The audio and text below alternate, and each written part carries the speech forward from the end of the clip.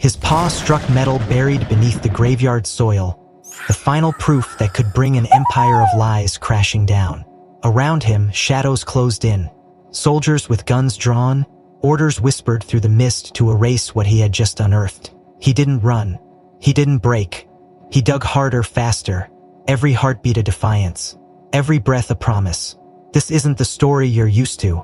This is the fight of one forgotten warrior, not on 2 legs but on 4, standing between the truth and oblivion. A German shepherd, abandoned by the world, but loyal to something far greater. If this glimpse caught your breath, imagine the storm waiting just beyond. If you believe still matters, if you believe some promises are stronger than death, then stay with us. Like this video to stand beside him. Subscribe so you don't miss a single step deeper into the mist. And comment below where are you watching from, and what part of his journey speaks to you most. Your voice makes this story live. The town of Millstone slept under a blanket of heavy mist every night, as if trying to conceal its age-old secrets from the moon. Damon Carter had chosen this forgotten place to start over, away from the noise of the world, the chaos of war, and the fragments of a past that refused to heal. Millstone was small, barely marked on the map, surrounded by endless fields and dense woods, and at the heart of it, like a scar no one dared touch, was the old cemetery Hollow's Rest. Locals whispered that Hollow's Rest was cursed, a place where the dead were buried without names, without prayers, left to rot and rage in the soil. Damon never believed in ghost stories. He believed in scars you could touch, wounds that bled, and Kane, his German shepherd, was proof that sometimes survival itself was a kind of haunting. Every evening, Damon and Kane took long walks through the fog-drenched roads, the dog always glued to his side, ears twitching at every sudden sound, nose lifting at scents only he could decipher. They lived in a weather-beaten cottage on the town's edge, walls lined with dust and silent photographs. Damon didn't mind the loneliness. After the desert's cruel sun and the roar of choppers overhead, this silence felt almost sacred. But then came the nights, the strange repeating nights. It started 2 weeks after they settled in, at exactly 3:00 a.m., pacing, scratching lightly. The first time, Damon assumed it was just nerves, a new place, unfamiliar smells. But when Kane's pacing turned into frantic scratching, then loud, heart-pounding barks aimed at the front door, Damon knew something deeper pulled at the dog. No matter how many commands he issued, no matter how firmly he gripped the leash, Kane broke free and bolted into the night, each time taking the same path straight toward Hollow's Rest. Damon would chase after him in the beginning, boots slapping the wet earth, breath clouding the air. But Kane was faster, disappearing into the mist like a phantom. When Damon finally caught up, Kane would be standing rigid at the cemetery's rusted iron gates, staring in, barking into the void. Damon dragged him home those nights, muttering curses under his breath, heart thudding not from exertion, but from something colder. Fear. Unease. Kane, the battle-hardened canine who had sniffed out bombs and saved lives under gunfire, was terrified by something Damon couldn't see. Or maybe, Damon thought grimly, it was not fear at all. Maybe it was anger. Or grief. After the 3rd night, Damon stopped chasing him. He would sit by the window instead, watching Kane's silhouette disappear into the haze, feeling something knot tightly inside his gut. Each morning, Kane returned like clockwork, coat damp with dew, paws muddy, eyes distant. Damon found himself tracing the minutes on his watch at night, waiting for that inevitable moment the clock struck 3, waiting for Kane to be pulled again by that invisible chain toward the graves where no flowers grew. The townfolk had started to notice. Old Mrs. Dalloway from across the street would peer through her curtains, shaking her head. The man at the diner Erlewins muttered as Damon paid for his coffee. Best keep that mud inside. Bad things happen right. Damon wanted to laugh it off, but the words clung to him like wet clothes. He knew about bad things. He carried them inside his ribs like broken glass. But there was something different here. Something that pressed against the skin of the world when the moon was high and the mist crept low. One evening, Earl leaned closer over the counter, voice low, breath smelling of stale tobacco. "You know," he said, tapping the formica with a thick finger, "they say Hollow's Rest ain't natural. Back in the day they buried things they didn't want found. Not just bodies, mind you, secrets. Sins. Damon didn't answer, he just sipped his coffee and stared at the empty booth reflected in the window. That night, Kane barked louder than ever before. Damon didn't even try to stop him. He opened the door and watched him go, watched the black shape dissolve into the hungry fog. For the first time, Damon noticed something odd. The clock by the window didn't move. The second hand froze as the door swung closed. 3:00 a.m., and time itself seemed to hold its breath. Damon stood there for a long moment, feeling the stillness press against his chest. His fingers grazed the long, thin scar hidden beneath his shirt, a memory from a place halfway across the world where ghosts wore human faces. Hollow's Rest was different, he thought. The dead here didn't whisper. They called, and Kane, loyal even in madness, answered them. As dawn crept in, bleeding gray over the rooftops, Kane returned. His fur bristled, a thin streak of blood, animal or human, Damon couldn't tell, on his right paw. Kane dropped something at Damon's feet before collapsing in a heap of exhaustion. It was a fragment of old cloth. Military green, a torn corner of a jacket. Damon knelt down, stomach twisting, fingers brushing over a faint, faded emblem stitched into the fabric. His own old unit's insignia. His blood turned cold. How could it be? How could something from that hellhole be here, in this forgotten cemetery across an ocean and a lifetime away? Kane let out a low, broken whine and licked Damon's hand, his body trembling. Damon gripped the torn fabric tighter, feeling the world shift beneath him. He had come to Millstone to escape the past, but maybe, he realized with a hollow dread, the past had followed him here. Worse yet, maybe it had been waiting all along. The next night, Damon sat by the window again, muscles tense, hand gripping the torn piece of cloth like a talisman. He had barely slept since Kane's strange offering. Questions gnawed at his mind, each more unsettling than the last. Kane lay at the door, body coiled like a spring, ears twitching with every distant creak. Damon didn't leash him this time. He had a different plan. As the clock's second hand approached the frozen 3:00 a.m. mark, Damon quietly slipped on his boots, tucked a small flashlight into his jacket, and waited. The moment Kane rose, hackles raised, Damon eased the door open just wide enough for the dog to slip out, following silently a few beats later. The mist outside was thicker than before, swirling in restless eddies across the uneven ground. Damon's breath came shallow, every sense sharpened, heart pounding in his ears. He kept his distance, watching Kane's silhouette move like a ghost through the low-hanging fog. They crossed the empty fields, past the skeletal trees that clawed at the sky, until the rusted gates of Hollow's Rest loomed ahead, jagged teeth against the mist. Kane didn't hesitate. He slid through a broken section of the fence, paused silent on the damp earth. Damon followed, each step a careful negotiation with the brittle ground beneath him. Inside the cemetery, the world felt wrong. The air was thicker, heavier, as if weighted down by Damon stayed low, blending into the shadows, his eyes fixed on Kane. The dog moved with singular purpose, weaving between neglected headstones and shattered crosses, heading not toward any known grave, but to a barren stretch of land near the far eastern edge of the cemetery, an area devoid of markers, utterly blank, as if the earth itself had forgotten. His barks echoed through the empty field, wild and guttural, a sound of warning, of outrage. Damon dropped to a crouch behind a crumbling mausoleum, watching as Kane dug furiously at the ground, dirt spraying into the air, claws tearing into the earth with desperate strength. Damon's throat tightened. It was not a grave Kane was attacking, it was bare land, untouched, unmarked. Yet something buried there was calling the dog with a force as undeniable as gravity. Kane's barks grew more frantic, and then, with a sharp yank of his jaws, he pulled something from the soil. A ragged scrap of fabric caked with mud and blood. Damon's heart stopped. Even from a distance, he recognized the faded green, the stubborn stitching of a military-issue jacket. The insignia, half-shredded but unmistakable, was the same unit he had served under, the same emblem etched into the fragment Kane had brought home before. Damon's body moved before his mind could catch up. He sprinted across the open ground, reaching Kane just as the dog dropped the torn cloth at his feet, panting heavily, tail low, ears pinned back. Damon knelt in the wet grass, hands trembling as he picked up the relic. This piece was larger than the one from the night before, and attached to it, barely clinging to the ruined fabric, was something even more chilling. A rusted, bent dog tag, the letters corroded but still legible enough to read a name. Damon's mouth dried out. The name wasn't his, it was familiar. Dead, Sergeant Ellis Monroe.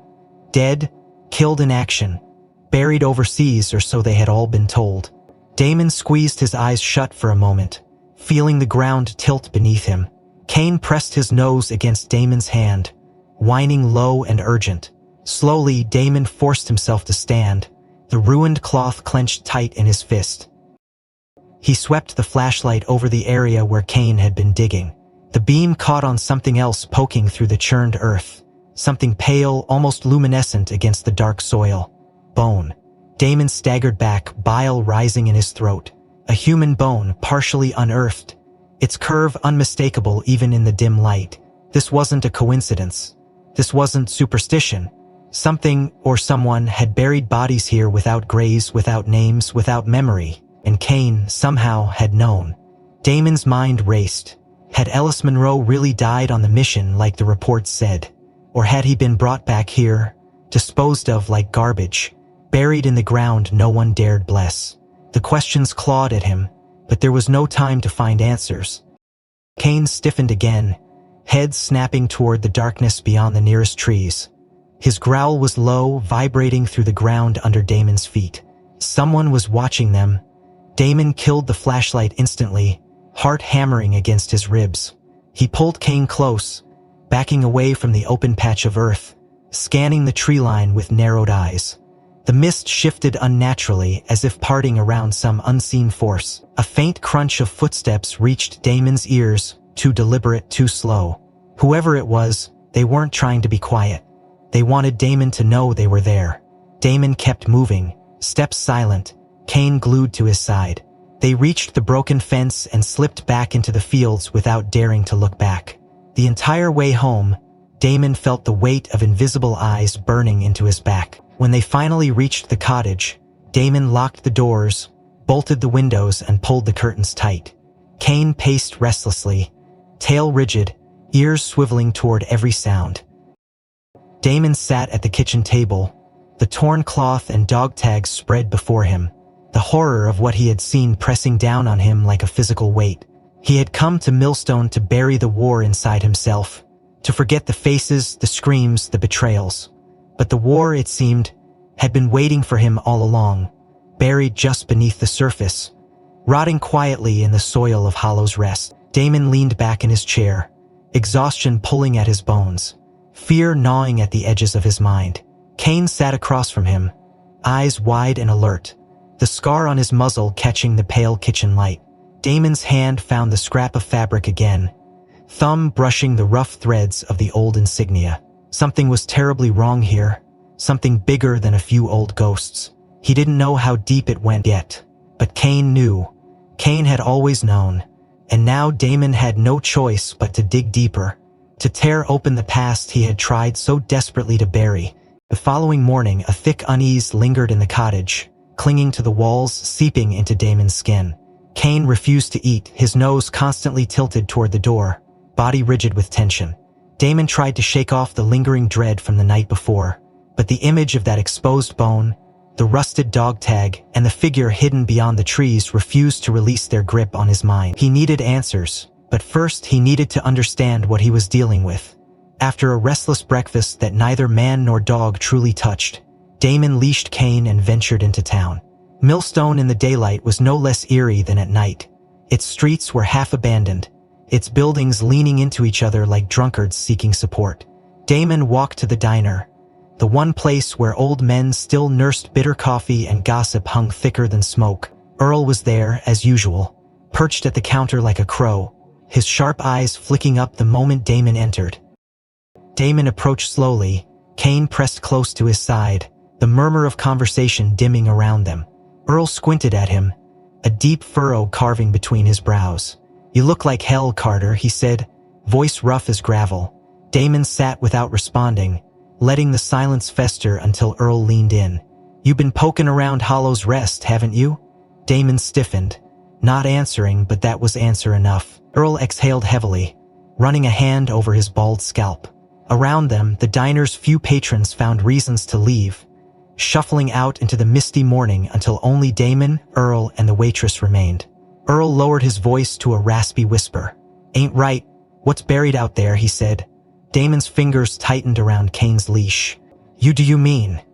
Earl looked at him for a long time, as if weighing whether telling him was worth the trouble. Finally, he spoke. "Folk who wander too close to that empty patch, they don't come back the same, or they don't come back at all." He leaned closer, the smell of old tobacco clinging to his clothes. "Best you stay clear of it, you and that mud of yours." Damon kept his face neutral, but inside a cold knot formed in his gut. Earl wasn't the first to say something like that. On his way home, he sat on his peeling porch. The old woman peered at him from behind yellowed curtains, her mouth moving silently in a warning he couldn't hear. At the corner store, Mr. Hutchins, who barely spoke to anyone, muttered under his breath as Damon walked by, "He's marked now, can't undo it." The weight of their fear pressed down on him, heavier than the fog. Damon wanted to dismiss it as Smalter's decision, the ravings of people who had seen too much and understood too little. But deep down, he knew better. He had seen too much himself, and what he saw in Hollow's Rest last night wasn't folklore. It was real. Kane's growl rumbled low as they approached their cottage, a sound so deep it vibrated against Damon's thigh. The dog's hackles stood straight, his body stiff as a bowstring. Damon slowed his steps, instincts from years of combat kicking in. Something was wrong. The front door hung slightly ajar, though Damon clearly remembered locking it before they left. His hands slipped to the small hunting knife tucked at his belt, muscles coiling, senses stretching thin. He edged toward the door, Kane moving with him, each step deliberate and silent. Damon pushed the door wider with the toe of his boot, heart pounding. The cottage interior lay bathed in dull, gray light, empty, silent but not untouched. A smell hit him first, metallic and sharp, like rust and earth and something more primal, blood maybe, or something older. Damon stepped inside cautiously, eyes sweeping the room. Nothing appeared out of place. The furniture stood where he left it, the photographs on the mantel tilted just so. But the air felt charged, as if molecules themselves buzzed with wrongness. Kane whined, pulling at the leash, nose pointed toward the door itself. Damon turned and froze. Deep grooves scored the thick wood of the door, 5 long parallel scratches gouged deep into the surface, spaced too wide apart to be Kane's doing. Damon's mouth went dry. The marks were at least 6 feet high, starting at head level and dragging downward as if something had raked massive claws through solid oak. He ran his fingers lightly over the grooves, the splintered edges biting into his skin. No animal he knew could leave marks like that. No animal that belonged in this world. Kane barked sharply, spinning toward the window, teeth bared. Damon caught a glimpse of movement, a fleeting shadow across the yard, too fast to identify. A shape, hunched and wrong, slipping between the trees like smoke. He tightened his grip on the leash, adrenaline flooding his veins. He didn't know what was out there, but it had been inside. It had touched his door, it had left a message. "You're not welcome." Damon backed away from the door, dragging Kane with him toward the kitchen where the shotgun rested against the counter. He racked a shell into the chamber with a practiced flick of his wrist, every muscle singing with readiness. He scanned the windows, the yard, the tree line. Nothing. Only the suffocating mist, swallowing everything whole. Damon dropped to one knee beside Kane, pressing his forehead to the dog's. "We're not alone," he whispered, voice barely a breath. Kane licked his chin once, sharp and reassuring. Damon sat there for a long moment, shotgun across his knees, the house creaking around him, the mist tapping at the windows like eager fingers. The scratches on the door seemed to glow in the dim light, a reminder carved into wood. They had been warned. Whatever slept under Hollow's Rest was waking up, and it had noticed him. The following day, the sky over Millstone was a uniform sheet of dull gray, pressing low against the town like an impending storm. Damon hadn't slept. He had sat awake all night with the shotgun balanced across his lap, Kane lying alert at his feet. The scratches on the door had been a warning, and Damon was smart enough to know when a warning was serious. As the clock crept toward noon, A sound broke through the heavy silence, a truck engine, old and coughing, crunching gravel as it pulled up the drive. Damon rose slowly, shotgun held casually but ready. Kane tensed, a low growl vibrating deep in his chest. Through the dusty window, Damon saw a battered pickup, its paint faded to the color of ash. A man climbed out, tall and broad-shouldered, moving with the stiff grace of someone who had spent too many years in armor. Damon's heart stuttered. He knew that gait, he knew that face, though it was older, lined with deeper scars. Nate Holloway, a ghost from a past Damon had tried very hard to bury. Damon opened the door, but didn't lower the shotgun. Nate raised both hands, palms out. "Easy, brother," he said, voice rough but steady. "I'm not here to hurt you." Damon stared at him for a long moment, then stepped aside wordlessly. Nate entered, pulling off his battered cap, eyes scanning the interior with the sharpness of an old soldier. He nodded once, as if confirming some silent suspicion. Kane kept a close watch, muscles taut, but Nate lowered himself into one of the kitchen chairs with a grunt and rubbed a hand over his face. "You been to Hollow's Rest?" he said, not a question. Damon remained standing, shotgun cradled loosely but firmly. "What do you know about it?" Nate's mouth twisted into something between a grimace and a smile. "More than I ever wanted to," he said. He leaned forward, elbows on knees, voice dropping to a near whisper. "It's all connected, Damon. To us. To what we did." Damon's fingers tightened imperceptibly around the stock of the gun. "Spit it out." Nate drew a shaky breath. "Remember Blackwater? That op that didn't officially happen? Back when Command shipped us out to that no-name village in the desert and told us to clean up a situation?" Damon's stomach turned. He remembered. God, he remembered. The stench of burning metal, the screams buried under the roar of choppers, the wrongness that seeped into his skin and never fully washed out. Nate continued, voice flat. "They lied to us. It wasn't just insurgents we were dealing with. There was something else there. Some kind of experiment. Civilians caught up in it. We were told to wipe it all clean, no survivors." His hands shook slightly as he spoke. "We buried what we found. Buried it deep. But you can't bury that kind of evil forever." Damon's mind reeled, images flashing behind his eyes. The woman with her mouth sewn shut. The children with their hollow stares. The pit where bodies were burned like trash. "The others?" Damon asked, voice raw. Nate nodded grimly. "They're dead. One by one, accidents, suicides, disappearances. And now it's coming for us." Damon sat heavily across from him, the weight of the revelation slamming into him like a physical blow. Kane whined softly, pressing against Damon's leg. "How?" Damon managed. "We're thousands of miles away. Years later, doesn't matter. Things follow you, some things never forget." A heavy silence fell between them, broken only by the creaking of the house and the restless wind. Damon rubbed his hands over his face, feeling the beginnings of an old, familiar rage kindling in his chest. They had been pawns, sacrifices. And now the debt had come due. "Why now?"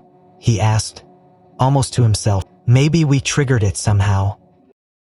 Maybe it was always waiting." He hesitated, then added, "Maybe Kane stirred it up." Damon looked sharply at his dog, who sat tense and watchful, golden eyes never leaving the window. "Kane?" Nate nodded. "He was trained special, right? Not just standard canine protocol, search and retrieval, recovery missions. They taught him to find our dead, remember?" Damon nodded slowly, the memories returning with chilling clarity. Kane had been part of a covert program, trained to detect human remains even under impossible conditions, used to bring home soldiers who otherwise would have been lost to the sands. Nate's voice dropped even lower. "But maybe it's not bodies he's finding now." Damon stared at him, blood chilling. "What do you mean?" Nate's smile was grim and hollow. "Maybe he's hunting the thing that killed them." Kane shifted restlessly, growling under his breath. Damon felt his skin crawl. The idea slithered through his mind, unwelcome but undeniable. Kane hadn't been sniffing for graves. He had been tracking a predator, a killer, one that wore the grave dirt of Hollow's Rest like a second skin. Damon pushed back from the table, pacing, shotgun clutched tightly in one hand. He could feel the weight of every decision pressing down on him. The memory of every order followed, every lie swallowed.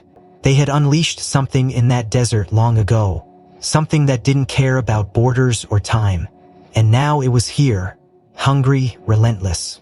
Nate stood, cracking his knuckles, an old nervous habit. "I can help," he said. "You still got gear stashed, weapons, surveillance tech. We can fight it." Damon looked at him, and for the first time in a long while, saw not just a fellow soldier but a desperate man clinging to the last thread of hope. Damon nodded slowly. "First," he said, voice steady despite the fear coiling in his gut, "we find out what it wants." Kane barked once, sharp and urgent, cutting through the thick air. Damon turned toward the door, heart hammering anew, as a fresh set of claw marks appeared across the porch railing, gouging deep into the wood, dripping something dark and thick onto the splintered boards below. The decision came with the first howl that ripped through the trees that night, a sound so raw and broken that it seemed to peel back the very sky. Damon and Nate exchanged a grim look, wordless but resolute. It was time. Armed with shovels, crowbars, and the old tactical packs Nate had brought from the battered pickup, they made their way through the mist-choked fields toward Hollow's Rest. Kane trotting ahead, nose low, body tense. Damon felt the weight of every step, the wet earth clinging to his boots like reluctant hands. The cemetery loomed before them, darker and more foreboding than ever. The mist curled along the ground in slow, sinuous patterns, and the broken stones seemed to lean toward them as if warning them back. Kane led the way without hesitation, weaving through the crumbling markers to the same barren stretch of land where he had dug before. Damon and Nate followed, the only sounds their own ragged breathing and the distant moan of the wind through dead trees. Kane stopped at a spot near the tree line, ears perked, growling low. Without needing a word, Damon and Nate began to dig, the soil cold and stubborn under their shovels. The work was grueling, the wet ground fighting them at every stroke, but they pressed on, driven by a shared sense of urgency, of inevitability. Minutes dragged into an hour, and then, with a hollow thunk, Nate's shovel struck something solid. They cleared away the dirt with frantic hands, revealing a rusted iron hatch, its surface mottled with corrosion and old dried blood. Damon ran his fingers over the hatch, feeling the ancient chill emanating from the metal. A thick iron ring was bolted to the center, barely hanging on by rusted screws. They exchanged another look. Nate wedged the crowbar under the lip of the hatch and heaved. The hatch groaned in protest, a sound like the dying breath of some massive beast, before finally giving way. The stench that poured out was almost physical, a wave of rot and mold and something far fouler, something that made the primal parts of Damon's brain scream to run. He swallowed the bile rising in his throat and swung his flashlight down into the darkness. A narrow staircase descended into blackness, the steps slick with moisture and covered in something that looked too much like dried gore. Kane barked sharply, tail rigid, muscles quivering. Damon tightened his grip on the shotgun and led the way, Nate close behind, Kane taking up the rear. The descent was slow, treacherous, every step creaking under their weight. The air grew colder with each foot they dropped, the mist seeming to cling to their skin like clammy hands. At the bottom, the beam of Damon's flashlight revealed a low, wide chamber carved directly into the earth. The walls were rough stone, streaked with mineral veins and something darker. Bones littered the ground, human bones, some fresh, some ancient, all jumbled together in grotesque heaps. Damon moved carefully through the chamber, heart hammering against his ribs, shotgun sweeping side to side. Then his light caught on something different. A table, half-rotted but still standing, piled with moldering papers and old, cracked binders. At the center, protected by a glass case caked in grime, lay a single thick folder, bound in cracked leather, stamped with a military insignia that made Damon's blood run cold. He approached slowly, wiping the glass with a trembling sleeve. Underneath, the words Operation Blackwater Active Roster stared back at him in faded type. Nate cursed softly under his breath. Damon lifted the case and opened the folder, flipping through the brittle pages. Each sheet listed names, ranks, serial numbers. Faces stared back at him from attached photographs. Younger, cockier versions of the men he had once called brothers. Men who were now dead. He turned another page and froze. His own name stared back at him, neat and official as if mocking him. Staff Sergeant Damon Carter. Status, active. Deployment, Blackwater Containment. Fate, classified. A sick chill raced down his spine. According to this file, Damon wasn't supposed to be alive. He was supposed to have been contained along with the others. The lies ran deeper than he had ever imagined. Damon flipped through more pages, heart pounding harder with each revelation.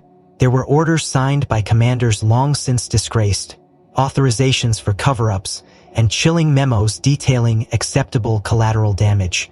And then, scrawled in the margins of one yellowed document, a single sentence that made Damon's mouth go dry.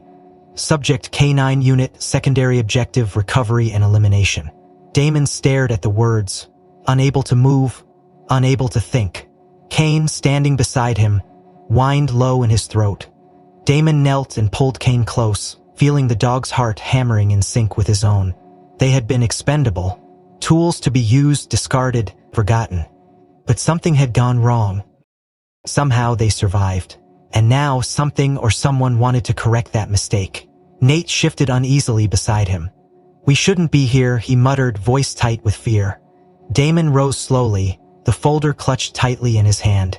He swept his flashlight around the chamber again and noticed something he hadn't seen before, a doorway barely visible behind a curtain of hanging bones, leading deeper underground. The darkness beyond it seemed almost alive, pulsing with a malevolent energy that made Damon's skin crawl. Kane growled deep in his chest, backing away slightly, hackles raised.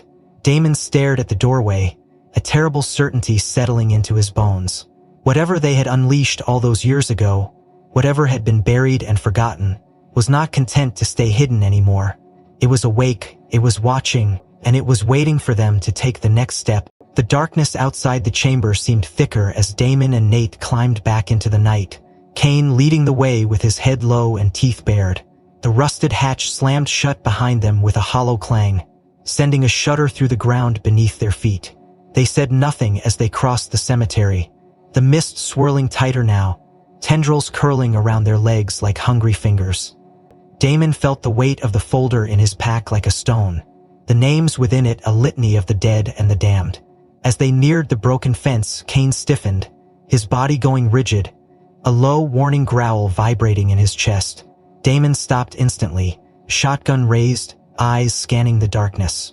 That was when he saw it, a shadow moving against the fog. Fast, deliberate. A man, all in black, face hidden behind a balaclava. Sprinting straight for Damon barely had time to react before the man collided with him, driving him backward into the damp earth. The shotgun skittered from his grasp. Damon twisted, grappling, adrenaline surging through him. The attacker was strong, trained, moving with the brutal efficiency of someone who knew exactly where to hit to cause maximum damage. Damon absorbed a punch to the ribs, returned a vicious elbow to the man's jaw. They rolled across the muddy ground, Kane barking and snarling, circling for an opening. Damon caught a glimpse of the man's sleeve and froze. The patch stitched to it was the insignia of their old unit, the same one from the folder. Confusion and rage warred inside him. How? Who? The man slammed Damon's head against the ground once, twice, stunning him, then reached into his jacket, pulling something gleaming, a blade, wicked and curved, flashing in the moonlight. Damon twisted away just in time, the blade slashing his jacket instead of his flesh. Kane lunged then, hitting the attacker full force, teeth sinking deep into the man's forearm. The man screamed, high and animalistic, and instinctively tried to yank free, but Kane held on with grim, unrelenting strength. Damon scrambled to his feet, grabbing the dropped knife, but before he could strike, the attacker managed to land a vicious kick to Kane's side, forcing the dog to release his grip. Blood sprayed across the misty air as the man stumbled back, clutching his bleeding arm. For one split second, their eyes locked, wild, feral, and Damon saw something he would never forget. Tattooed across the attacker's wrist, partly obscured by blood and dirt, were numbers, not random numbers, but a sequence Damon knew intimately, a string he had memorized years ago without understanding its true meaning. The identification code of Black Site Echo 7, the secret facility where Operation Blackwater had been born. and where it had all gone so terribly wrong. Damon's breath caught. The man saw the recognition in his eyes, cursed under his breath, and bolted into the fog. Moving with uncanny speed, Nate shouted after him, firing a shot into the mist, but it was useless. The night swallowed him whole. Damon knelt beside Kane, checking him quickly for injuries. The dog whimpered but pushed himself upright, blood staining his teeth, eyes burning with fury and pain. Damon stroked Kane's head once, firmly, grounding both of them. Then he turned to Nate, who was scanning the tree line with frantic, darting eyes. "You saw that, right?" Damon rasped, voice raw. Nate nodded grimly. "Yeah. And I didn't like it one damn bit." Damon retrieved his shotgun, checked it, then adjusted the pack on his shoulders, feeling the precious, damning folder inside. They needed to get back, they needed to regroup, but even as they trudged back toward the cottage, Damon knew the rules had changed.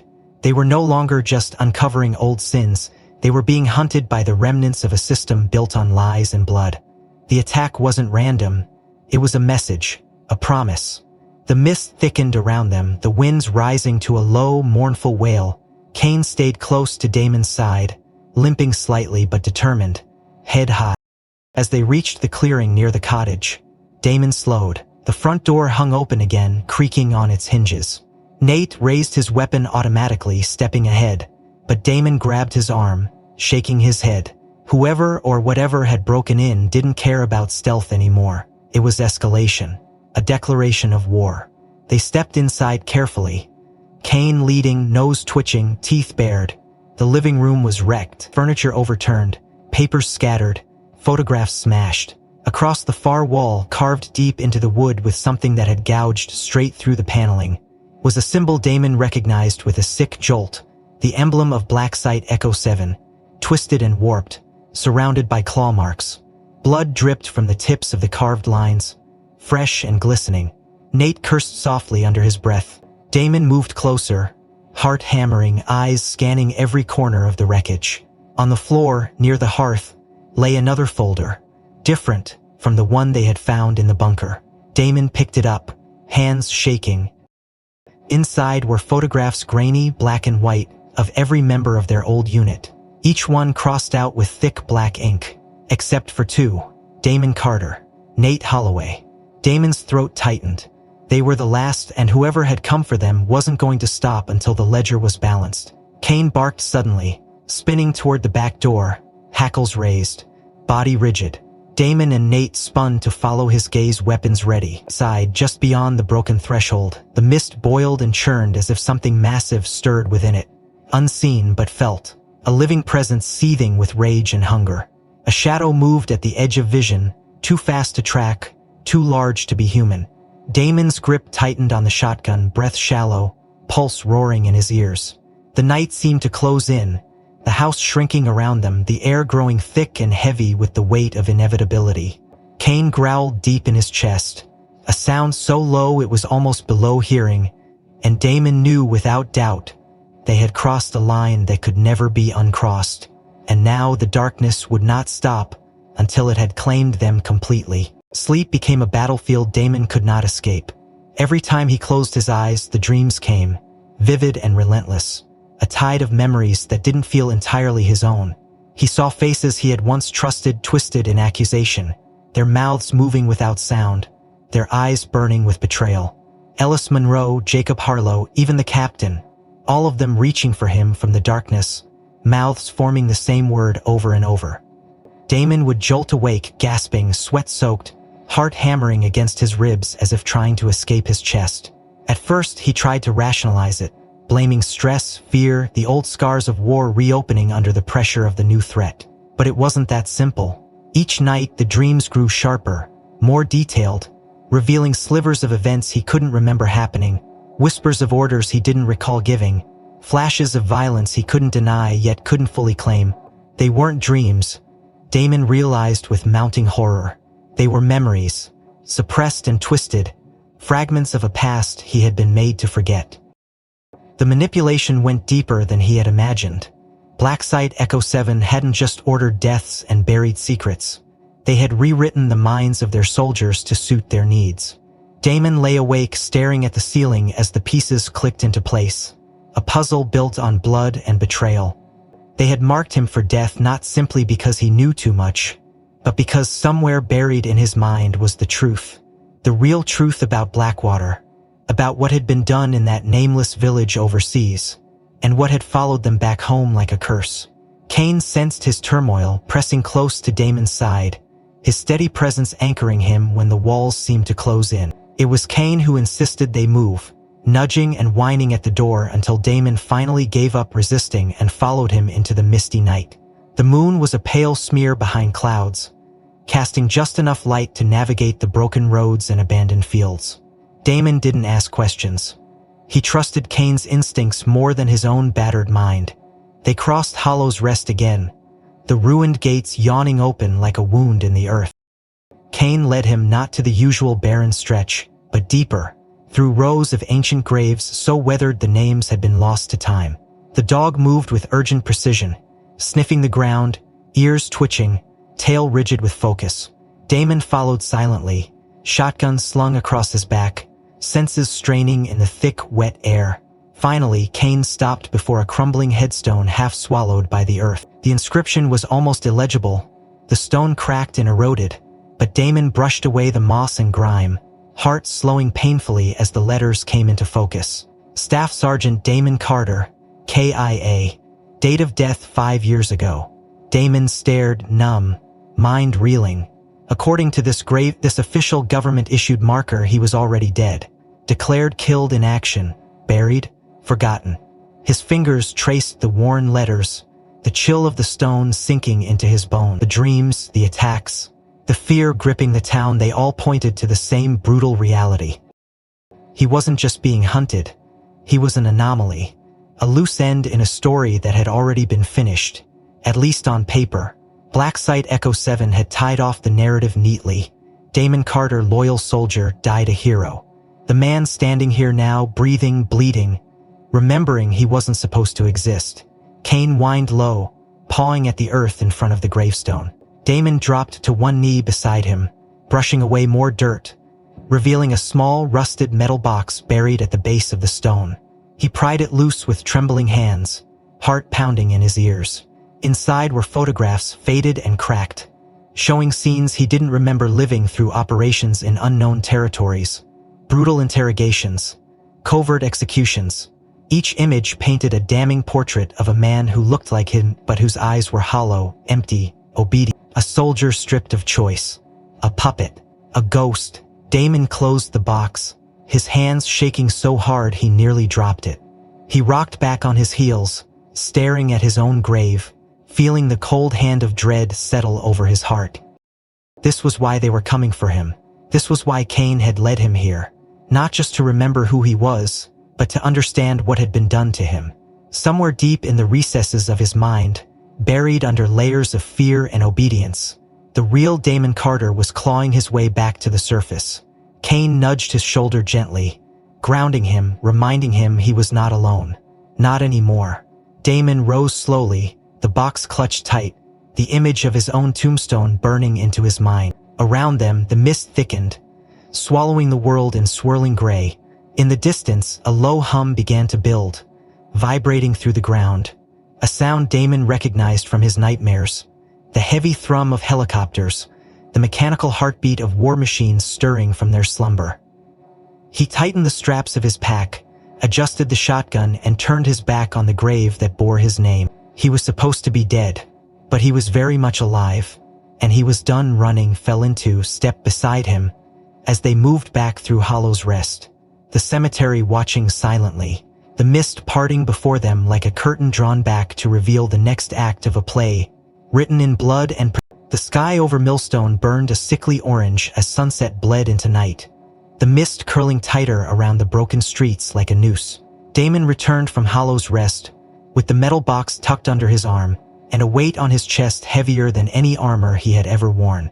Kane limped slightly at his side, but his spirit remained unbroken, his sharp gaze cutting through the gathering darkness. Damon barely made it to the porch of the ruined cottage before he sensed it, a presence already waiting inside. The door creaked open as if by unseen hands. Damon stepped in carefully, shotgun loose in his grip, muscles coiled tight. Cain pressed close to his leg, growling low. Sitting in the center of the ruined living room as if he belonged there was a man Damon instantly recognized despite the passage of years. Brigadier General Malcolm Vance, the architect behind Operation Blackwater, the butcher who had pulled the strings Damon hadn't even known were tied around his throat. Vance looked older, grayer, but no less dangerous. His uniform pristine, his boots polished to a mirror shine that looked absurd in this wreck of a house. He gestured to a chair across from him with the casual arrogance of a man who assumed obedience. Damon didn't sit. He didn't lower the shotgun either. "You're hard to find, Sergeant," Vance said smoothly, as if they were discussing a misplaced file instead of a conspiracy of murder. Damon's jaw tightened. "You didn't try very hard." Vance chuckled softly, unbothered. "I'm not here to fight. I'm here to offer you a choice." He leaned forward, hands clasped loosely between his knees. "Forget all of this. Walk away, you and your dog, new identities, a fresh start somewhere sunny and quiet. No more ghosts, no more running." Damon stared at him, heartbeat thundering in his ears. "And if I say no?" Vance's smile didn't waver, but his eyes hardened into cold steel. "Then you'll be treated like the liability you are." Cain barked once, sharp and furious. Damon rested a comic hand on his head, but never took his eyes off Vance. "You covered up crimes," Damon said, voice low and lethal. "You turned us into executioners and erased the proof. You think I'm going to forget that?" Vance rose smoothly, smoothing invisible wrinkles from his trousers. "I think you value your life, and his," he added, nodding toward Cain. "I think you know there's no winning against the people who really run things. This isn't about justice. It's about survival." Damon felt the cold knot of rage tightening in his chest. He thought of Ellis Monroe, of the empty grave that bore his name, of the dreams filled with blood and betrayal. He thought of Cain, bleeding and broken if he accepted, hunted and slaughtered if he refused. The choice wasn't survival, it was surrender. Damon raised his chin, meeting Vance's mask slipped. Just a fraction. His mouth tightened. "You just signed your death warrant," he said quietly. Without another word, he turned and walked out, boots clicking sharply against the broken floor. Damon didn't watch him go. He simply stood there, feeling the weight of inevitability settle over him like a second skin. He had made his choice. He would not die quietly. That night the attack came as Damon knew it would. No pretense, no warnings.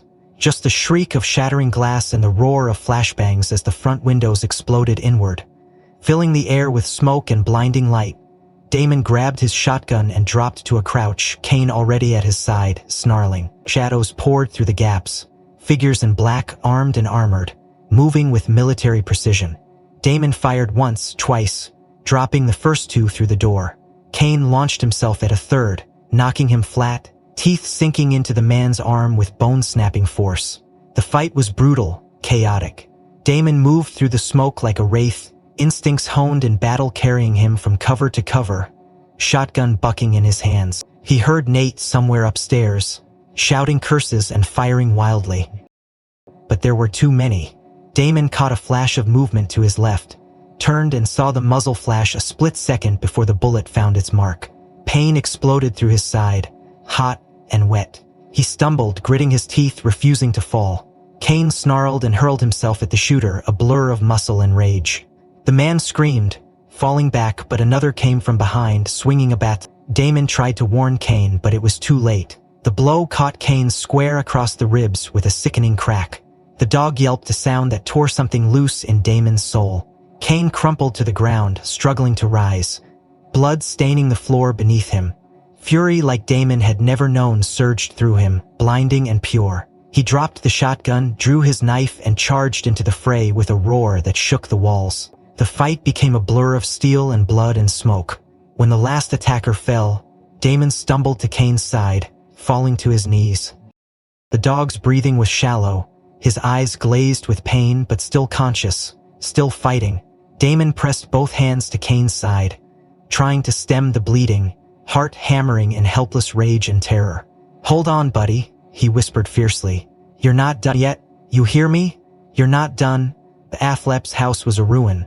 the walls pitted with bullet holes, the air thick with smoke and the stink of blood. Damon didn't know how many more would come. He didn't know if help was even possible anymore. All he knew was that he would not leave Kane behind. He would not die quietly. If they wanted him gone, they would have to burn the world down to do it.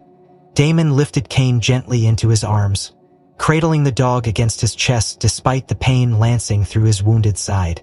The night outside was still thick with mist, and somewhere beyond it, he knew, death was circling, waiting for its moment to strike. The night dragged into a bleeding dawn as Damon barricaded what was left of the cottage, his movements mechanical, driven more by instinct than thought. Kane lay on the tattered sofa, wrapped in torn blankets, his breathing shallow but steady for now. Every so often Damon would check on him, his hands moving gently over the dog's battered frame, promising silently that he would not let him fall. Outside, the mist never lifted. It clung to the earth, thick and heavy, hiding enemies and ghosts alike. Damon knew they would come again, but first he needed to understand everything. He needed to know what he was fighting for. With shaking hands, he dumped the contents of the metal box onto the floor, spreading the files, photographs, and documents in a wide arc. He sifted through them carefully, every piece of paper a scalpel slicing deeper into the truth. It didn't take long to find the real heart of the operation. Hidden within the roster sheets, tucked between casualty reports, were mission debriefings marked with the highest clearance levels, documents no grunt was ever meant to see. Damon read each line slowly, forcing himself to absorb the horror laid out in clinical, detached language. Operation Blackwater had never been about neutralizing enemy combatants. It had been about erasing an entire village, a place that had witnessed experiments too monstrous to be allowed to live. Civilians, not insurgents. Families, children, slaughtered in cold blood under orders Damon and his team had, his stomach twisted with nausea and rage. They had been lied to, used as executioners, their guilt buried under layers of bureaucracy and secrecy.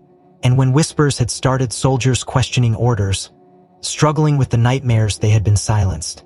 Not just discharged or reassigned. They had methodically disappeared, declared dead, hidden away like broken weapons. Damon ran his fingers over a list of names. Dozens of them.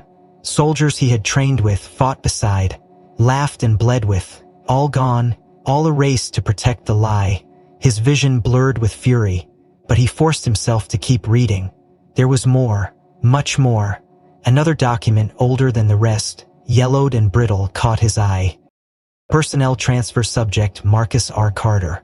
Damon's heart skipped a beat. Carter.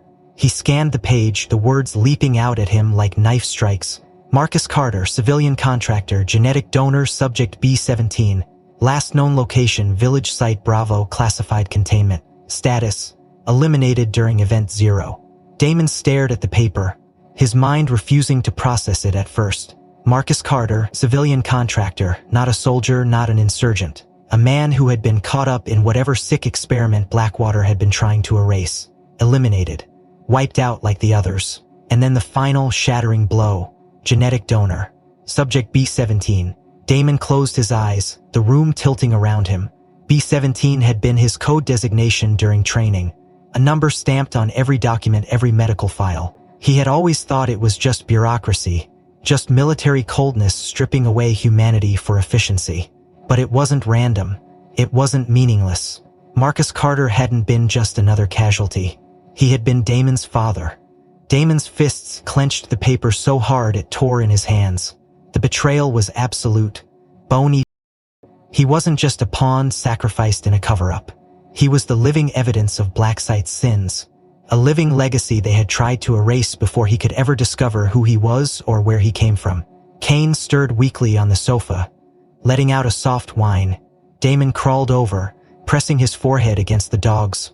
The only family he had ever truly known, lying broken because of the ghosts Damon had unwittingly carried inside him. His whole life, the rage hardened into something sharper, colder, a resolve forged in betrayal and blood. They had taken his father, they had taken his brothers in arms. They had tried to take his own soul and mold it into a weapon.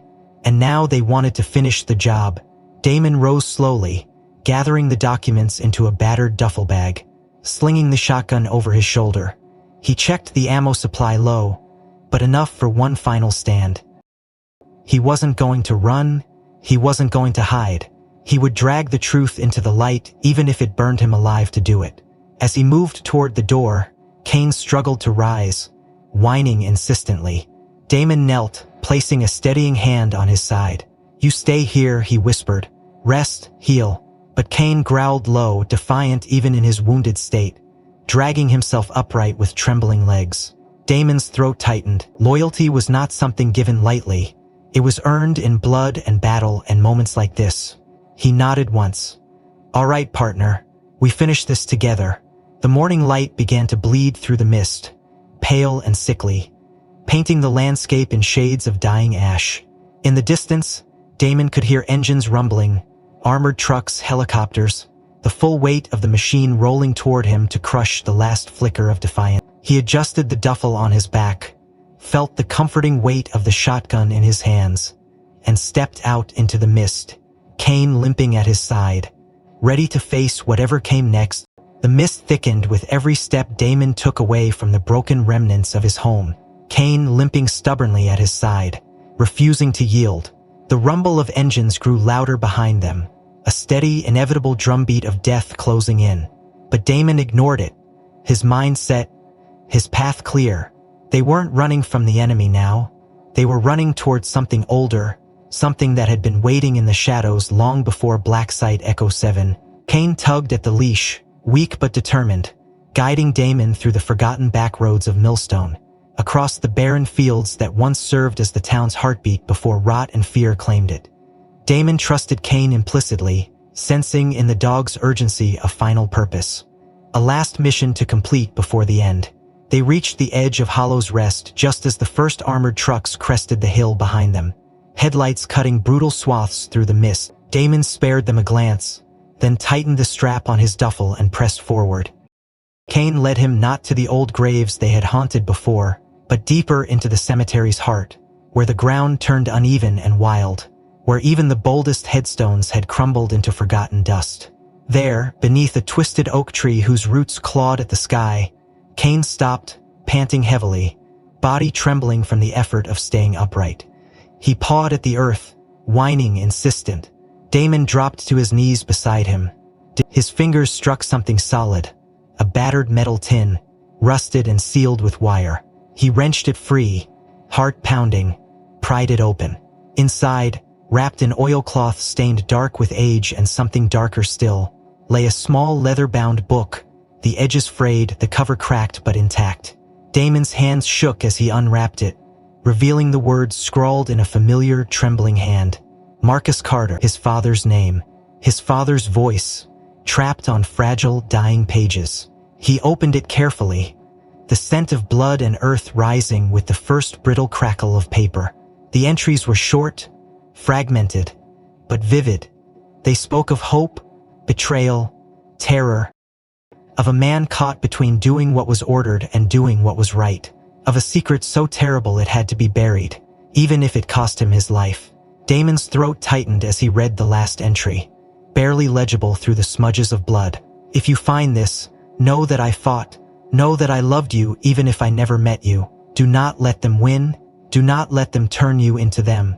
A sound escaped Damon's lips, something between a sob and a groan. Cain rested his head against Damon's knee, eyes heavy but watching. Damon closed the journal with reverent hands, holding it to his chest. The roar of engines grew deafening now, the first soldiers spilling over the hill, weapons raised, forming a line of inevitability.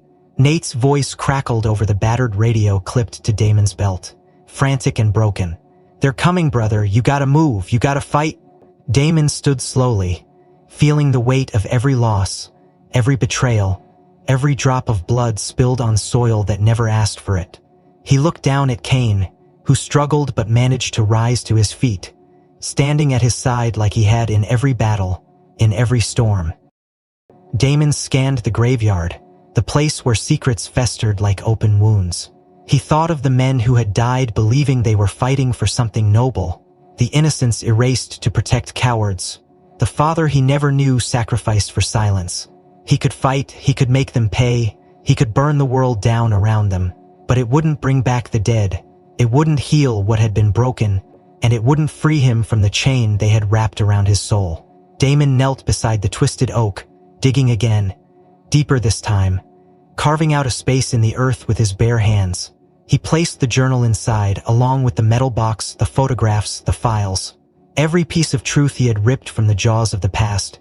He buried them under layers of cold soil, packing it tight, sealing the wound, not to forget, never to forget, but to let it rest, to deny them the power to control him anymore. He stood slowly, blood and dirt streaking his hands, and looked at Kane.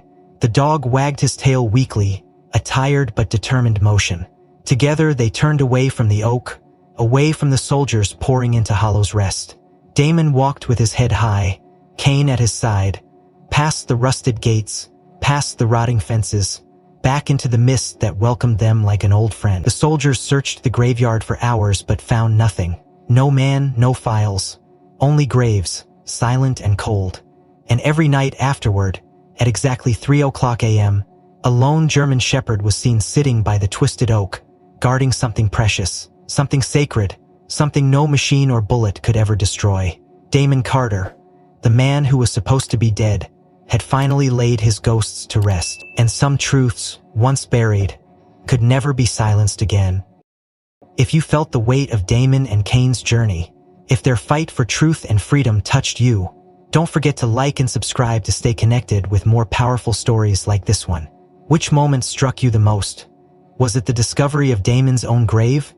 Or the final choice he made to bury the past rather than seek revenge? I'd love to hear your thoughts. Drop a comment below and let me know where in the world you're watching from. Your voice matters here.